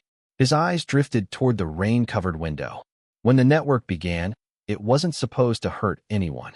Grace immediately hated the sentence, because she had heard versions of it before. People always found ways to justify bad decisions. Victor seemed to recognize her reaction. You're judging me. Shouldn't I? No. The answer surprised her. The people making millions wanted more. A pause. So they expanded. Daniel folded his arms. Into hospitals. Victor nodded. Into everything. Grace felt cold. Everything. That word kept appearing. Everything. Everyone. Everywhere. The scale was becoming difficult to imagine. Victor continued. Medical records became useful. Why? Samuel Green asked. Victor looked toward the security supervisor. The older man stood near the doorway like a guard protecting a battlefield position. Victor answered quietly. Because records create reality. The room grew still. Victor pointed toward the chart beside Nathan's bed. If a record says something happened, most people believe it. Another pause. If a record says something didn't happen, most people believe that too. Grace immediately thought about Margaret Dawson. The altered medication. The falsified authorization. The forged transfer. Victor saw recognition in her eyes. Now you understand. Unfortunately, she did. A chart wasn't just paper. A chart determined truth. Insurance companies trusted charts. Lawyers trusted charts. Judges trusted charts. Families trusted charts. If someone controlled records, they controlled reality. Nathan spoke for the first time in several minutes. William Mercer. Victor's face hardened immediately. The reaction was impossible to miss. There it was. The first genuine emotional response of the night. Daniel noticed it too. Tell us about Mercer. Victor looked away. For several seconds he didn't answer. When he finally spoke, his voice sounded different. More careful. William Mercer is dangerous. Daniel almost laughed. We figured that out. No. Victor looked directly at him. You didn't. The room became quiet again. Victor continued. You're treating Mercer like a criminal. What is he? The former contractor's answer came immediately. An architect. Nobody understood. Victor sighed. I don't mean buildings. Grace watched him closely. Victor searched for the right words. Most criminals think in days. Mercer thinks in decades. That statement landed differently. Because everyone recognized the distinction. Short-term criminals stole money. Long-term criminals built systems. Victor continued. He rarely gives orders. He rarely appears anywhere important. He rarely signs documents. Daniel frowned. Then how does he control anything? Victor's tired smile returned. By making people believe they're acting independently. Nobody liked that answer. Because it sounded intelligent. Dangerously intelligent. Nathan slowly sat forward. What about the hospitals? Victor looked at him. They're tools. Grace stared. Tools. Victor nodded. Information hubs. The room became silent. Then Samuel spoke. You mean data? Victor pointed toward him. Exactly. Samuel folded his arms. The security supervisor looked troubled. Victor continued. Every hospital collects information. Medical histories. Insurance records. Family relationships. Financial information. Grace felt another chill. She had never considered hospitals that way. To her, hospitals were places that treated illness. To someone else, they might be databases. Massive databases. Victor nodded, seeing the realization spread. Now imagine controlling hundreds of them. Nobody spoke. Nobody needed to. The implication was obvious. Daniel suddenly received a text message.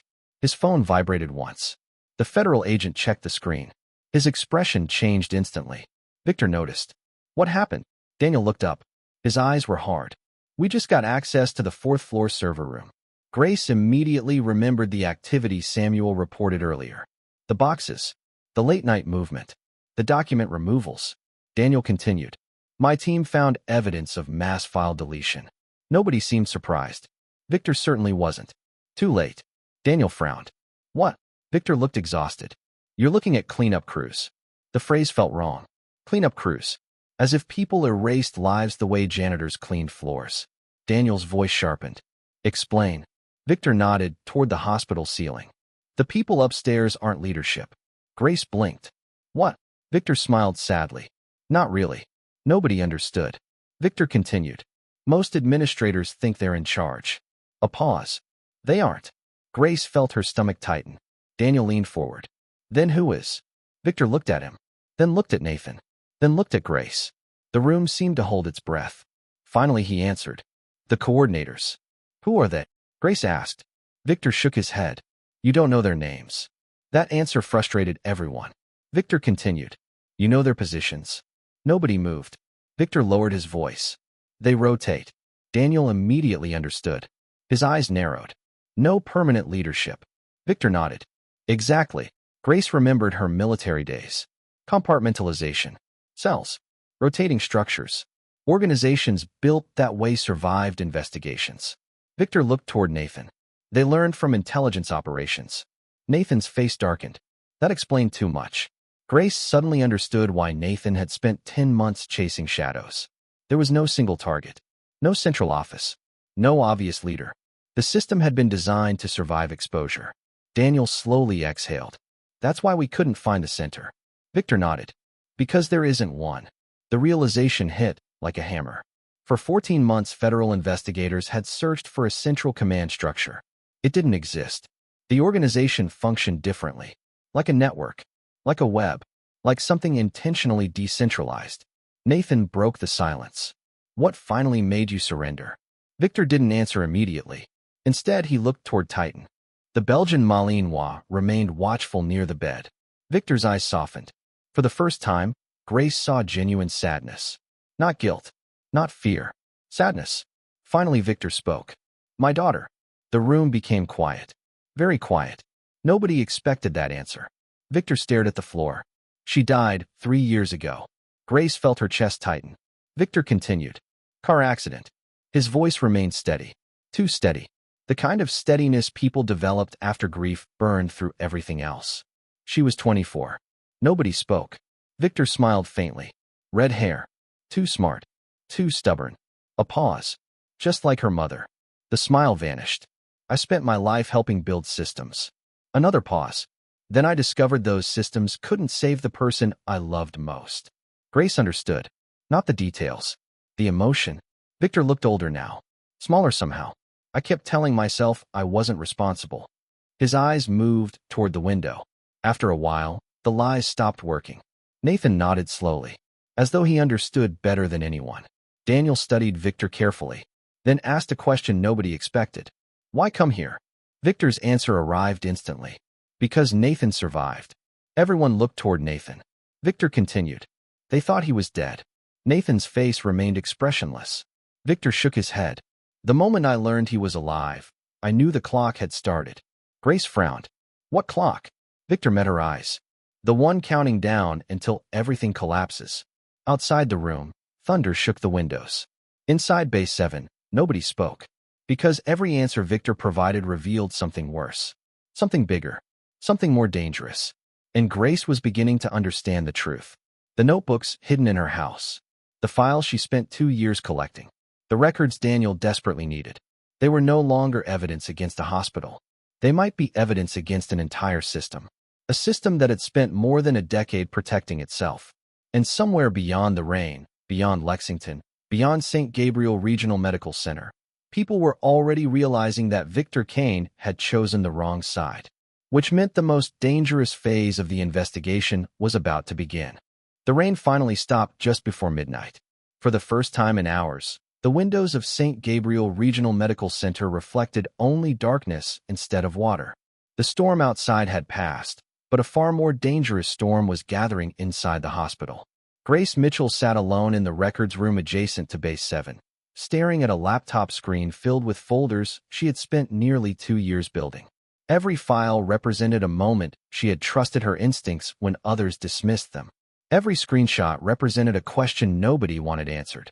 Every note represented a patient whose story never quite made sense. Now those files were about to leave her possession forever.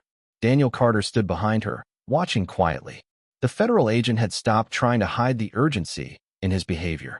The calm confidence remained, but beneath it Grace could see determination sharpening into action. How many files? Daniel asked. Grace clicked through several folders. 427. Daniel blinked. 400. Grace nodded. Plus notebooks. The agent slowly exhaled. That's not evidence. What is it? A roadmap.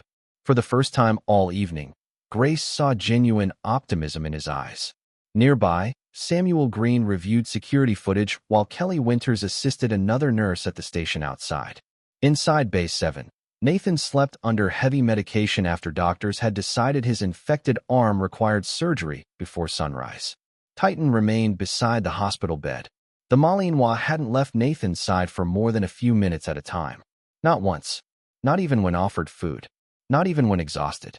The dog seemed to understand that something important was happening. Something dangerous. Grace copied the final encrypted folder onto a secure federal drive.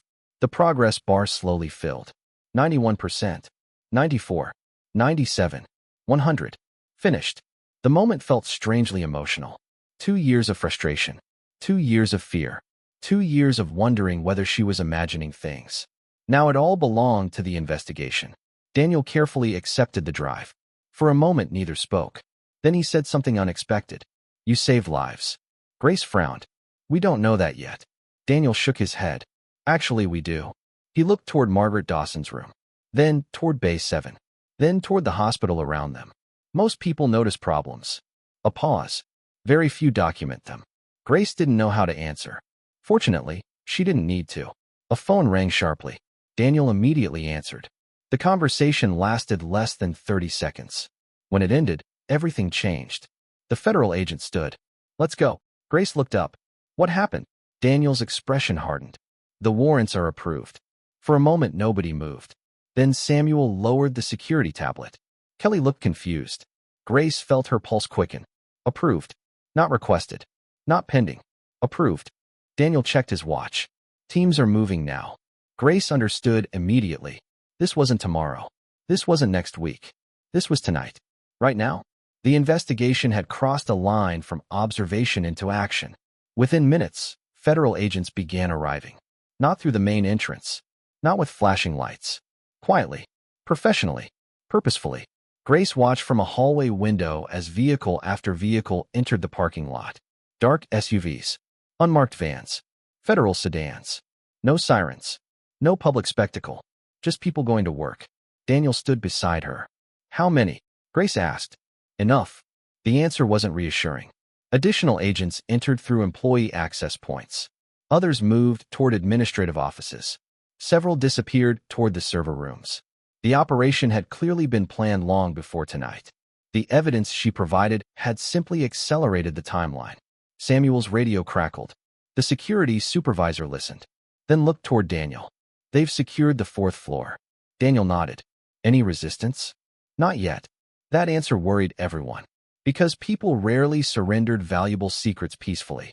Grace suddenly remembered Richard Holloway.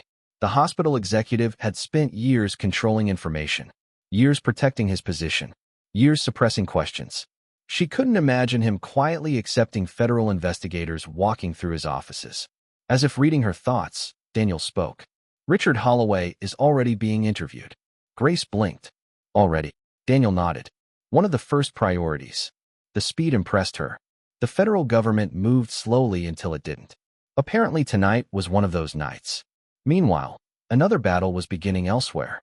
A surgical team prepared Operating Room 3 for Nathan Brooks. Dr. Alan Pierce entered the consultation area shortly after midnight. The physician looked exhausted. More exhausted than Grace had ever seen him. He's going in. Grace immediately stood. Now. Alan nodded. The infection is spreading faster than we'd like. Grace felt her stomach tighten. Nathan had survived too much to die from an infected wound. Yet medicine rarely cared about fairness. Alan continued. We'll clean the tissue, remove the damaged areas, and hopefully prevent further spread. Hopefully. The physician looked away briefly, then back. I'd rather be honest. Grace appreciated that, even when honesty hurt. How risky? Alan considered the question carefully. Moderate. That meant serious. Doctors only used words like moderate when they wanted to avoid frightening people. Grace knew the language. Alan looked toward Bay 7. He's strong. Grace nodded. Nathan had always been strong.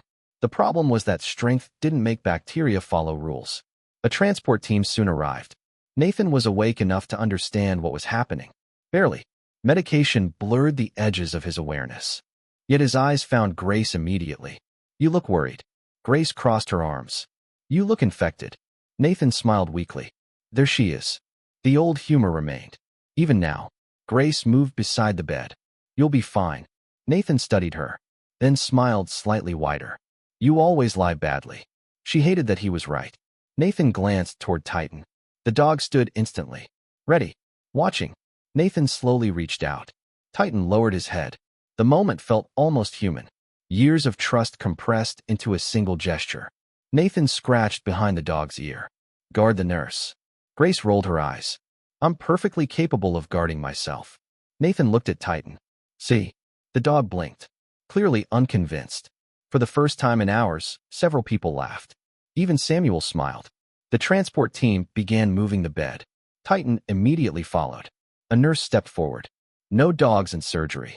Titan stopped. His ears lowered slightly. Grace's chest tightened unexpectedly. The Malinois watched Nathan disappear down the hallway, then sat directly outside the surgical corridor, waiting, not moving, not making a sound. Just waiting. Grace sat beside him. Minutes became an hour, then another. Throughout the hospital, federal investigators continued their operation. Phones rang constantly. Administrators were questioned. Computers were seized. Storage rooms were opened. Archived records were examined. The investigation expanded faster than anyone expected. At approximately 2:15 a.m., Daniel Carter returned. His expression carried equal parts satisfaction and disbelief. "We found more." Grace looked up. "What kind of more?" Daniel sat beside her. "The kind investigators dream about." That sounded promising. The agent continued. "Hidden archives." Grace froze. "What?" Daniel nodded. "Not deleted. Hidden." The distinction mattered. A lot. Grace immediately understood why. Deleting records attracted attention.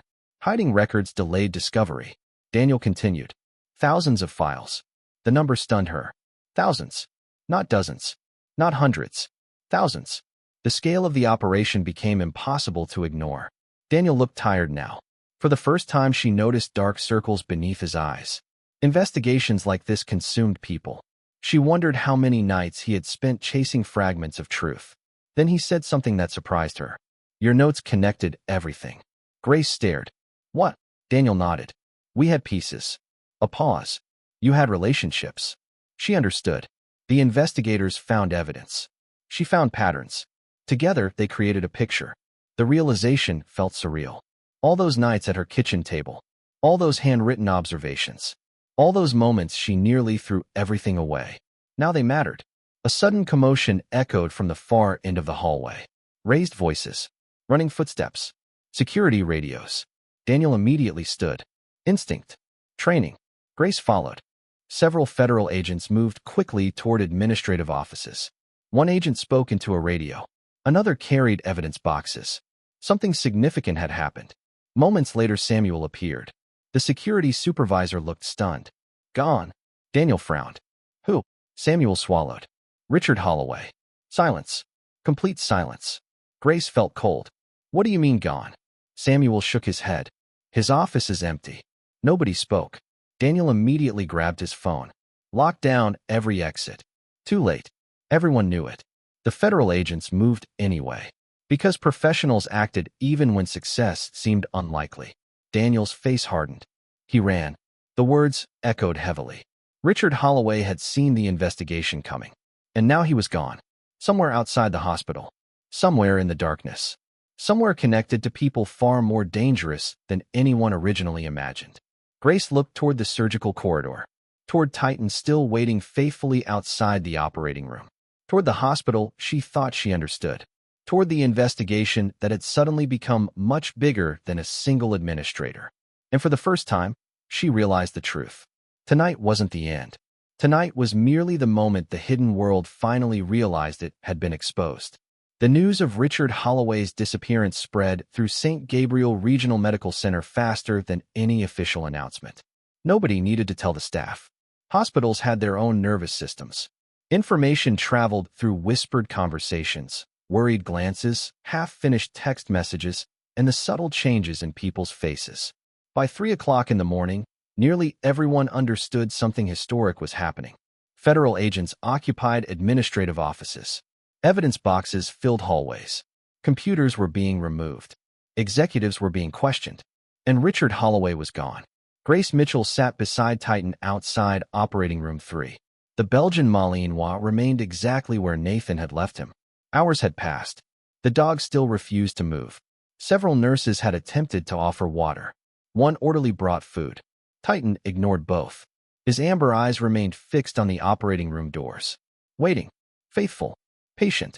Grace found something comforting about that. The world around them felt increasingly complicated. Titan remained simple. His loyalty required no explanation. At approximately 3:47 a.m., the operating room doors finally opened. Dr. Alan Pierce emerged first. His surgical cap was gone. Dark circles shadowed his eyes. For one terrifying second, Grace couldn't read his expression. Then he smiled. Not a large smile, but enough. Relief flooded through her chest. "He's okay." Grace closed her eyes briefly. "Thank God." Alan leaned against the wall. The infection was worse than expected. Her stomach tightened again. "But we got it." Grace nodded. The physician continued. He'll need time. How much? Several weeks. That was acceptable. Several weeks sounded beautiful compared to the alternatives. Titan immediately stood. The dog somehow understood. Not the words. The emotion. His tail moved once. Just once. The first sign of happiness Grace had seen from him all night. Several floors above them. However, nobody was celebrating. Daniel Carter and his team had spent the entire night sorting through evidence. The results exceeded even their most optimistic expectations. By sunrise, conference rooms throughout the hospital had been converted into temporary investigation centers. Stacks of files covered tables. Digital analysts reviewed servers. Forensic accountants examined transactions. Attorneys studied documents. The operation had become enormous. Grace entered one of the rooms shortly after dawn. What she saw left her speechless. Whiteboards covered entire walls.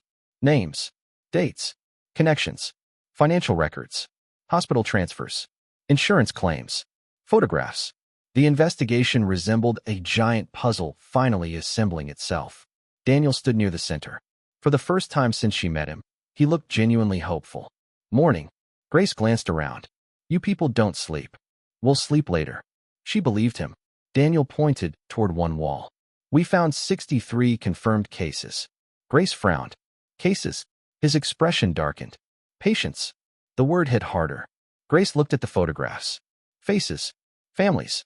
Lives. Victor Kane had been right. This was never only about money. Daniel continued. 63 cases with significant documentation discrepancies. Grace stared. 63.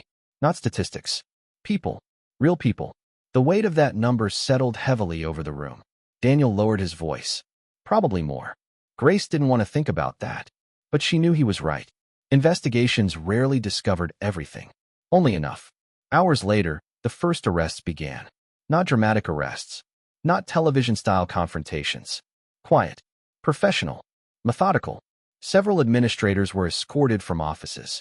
2 consultants were detained. 3 external contractors were questioned.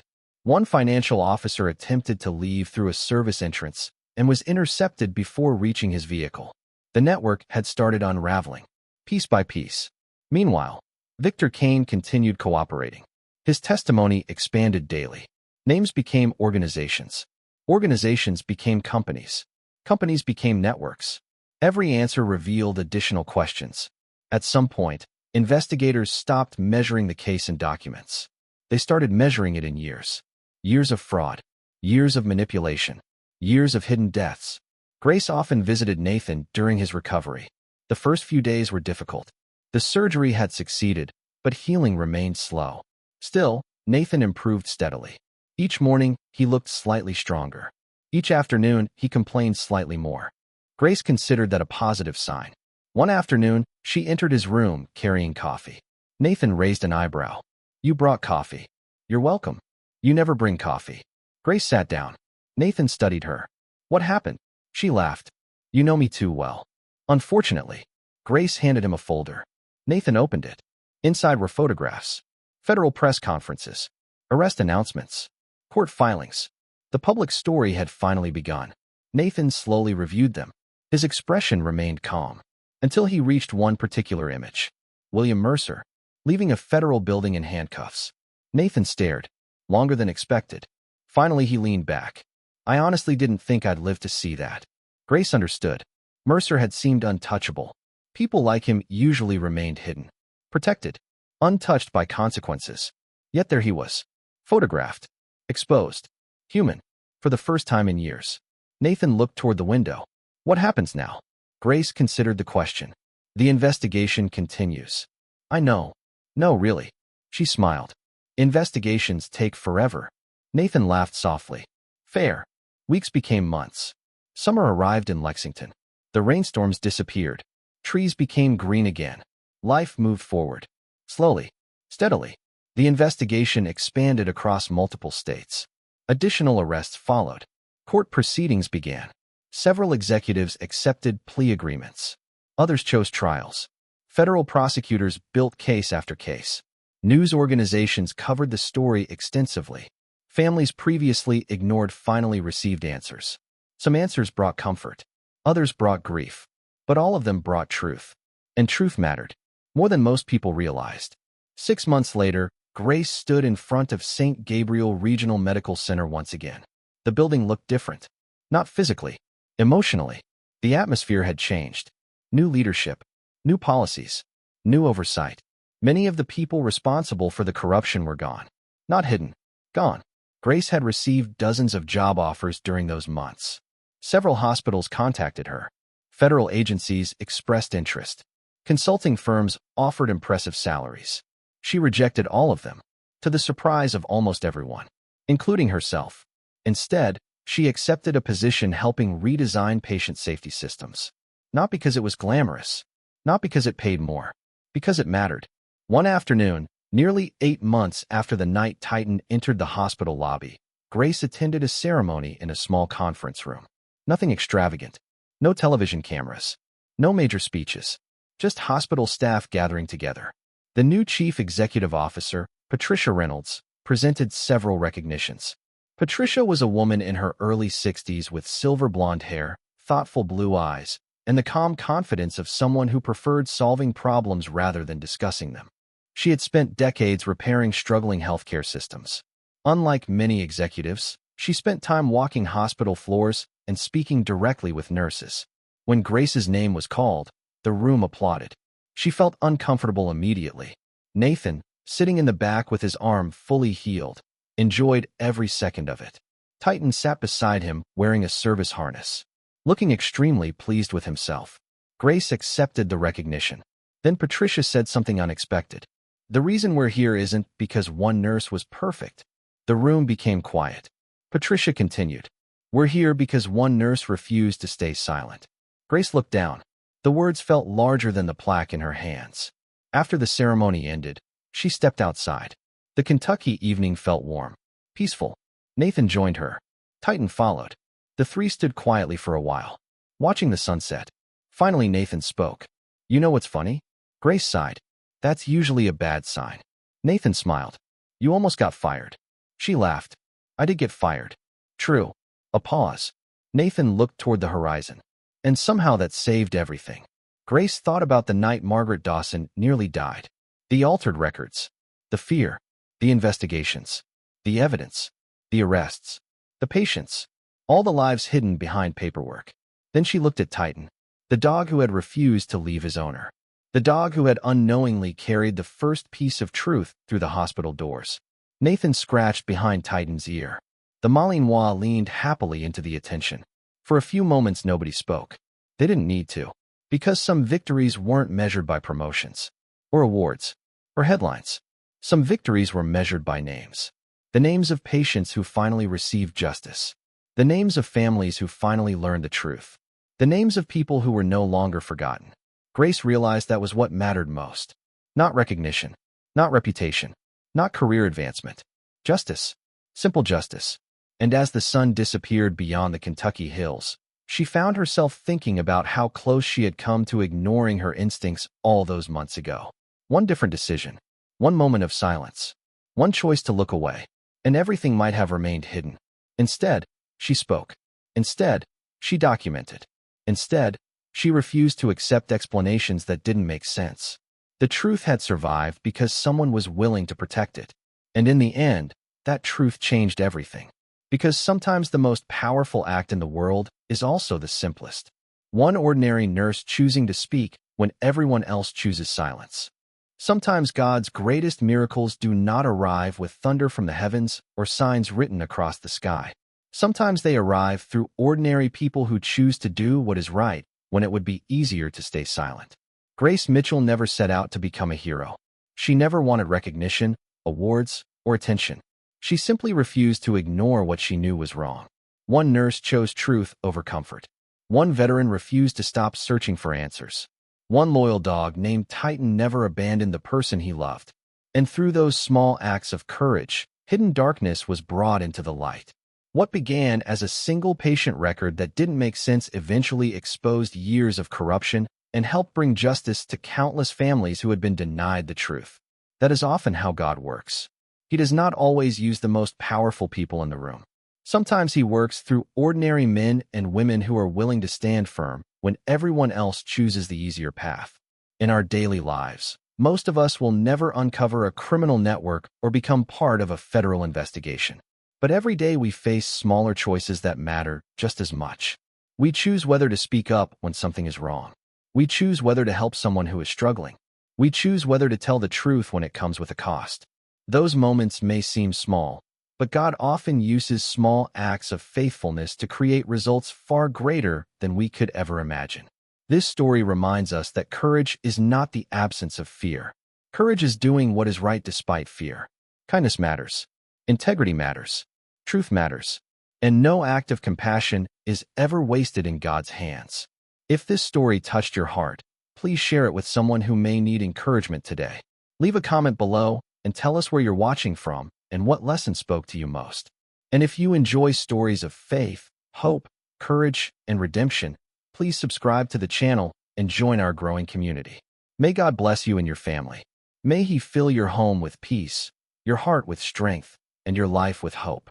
May He guide your steps, protect those you love, and remind you that even in the darkest moments, His light is never far away.